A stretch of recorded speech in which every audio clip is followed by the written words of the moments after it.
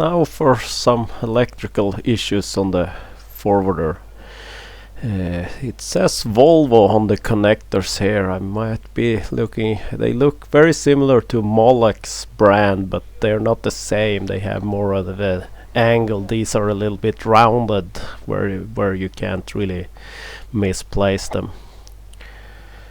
Took out a pin here, and there are a few little lock lips that you bend in and have to bend them back out, and added an extra wire to these two connections. They are actually for the front and rear diff. Had this torch soldering iron. I was gonna do a little heat shrink on here, but it was a little hard to get it running, maybe because of the cold, and it was running low. Reason for doing this is my dad complained a little that you can't see if you activated the diff if you're sitting forward, so I added a long time ago added 2 extra LED lights when working on that central lubing, and adding the indicator light for that, since I burnt up the one that's built into the switch itself. And here it's just, I actually had to go buy some more of these super small connectors because I misplaced some of them for some reason. And here they are connected. And with the machine, here is the top installation, maybe not super pretty. And when it was up and running, I did a test, and this works perfectly fine at least, and it was an easy install. So pushing the buttons for diffs, and blue one for the front and green one for the rear, so we'll cover some more issues that I still haven't solved soon.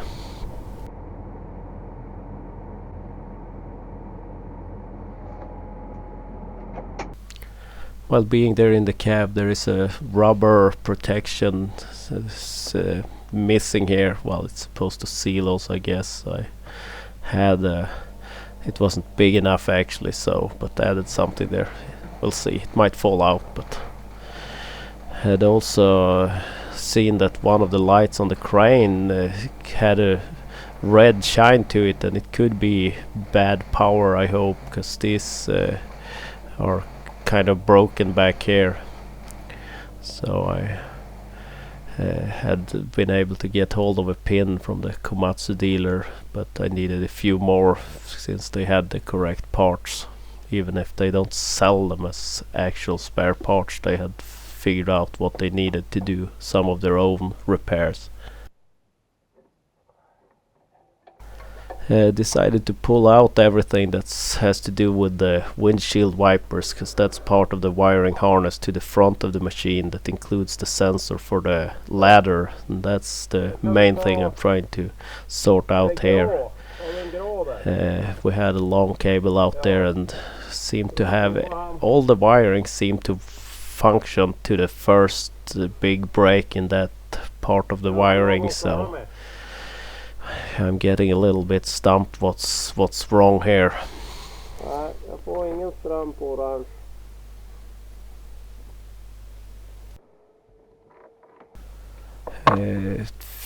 Looked at the sensor for the rear ladder. I'm not fully sure. It shouldn't be involved, and it should be a dummy plug there, since that doesn't exist anymore. Didn't have any of these 3-pin connectors, but in the wiring harness there you're supposed to have a dummy plug there with just shorting out the thing, having it tricking it that the sensor is on. So added that at least. Took out the big connector back under the computer where the magic little box that handles the ladder sensors is. When we had it up and running, I tried seeing if I get any power that should feed power to that front sensor, and nothing.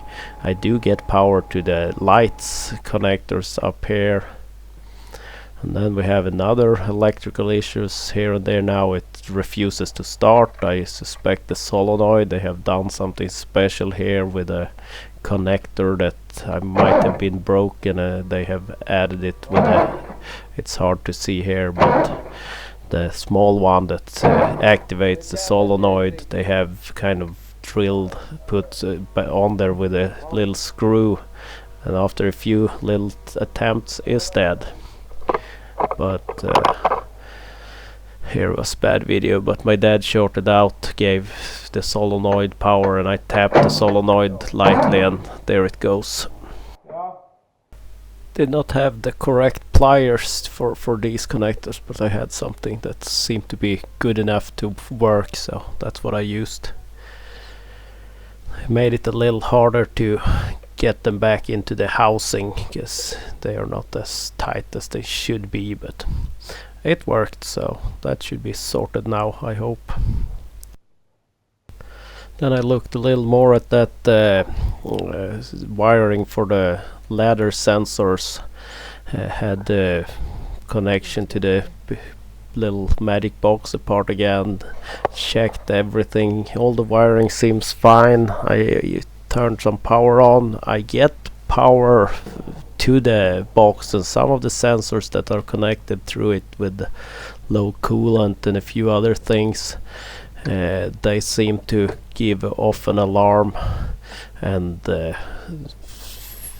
seem to work, so I wonder if it's something in there, because it should feed power to the inductive sensors, but I also tried feeding power from a different source to the ladder sensor and it refuses to acknowledge that signal, so gave up for now and put the plastic back in place.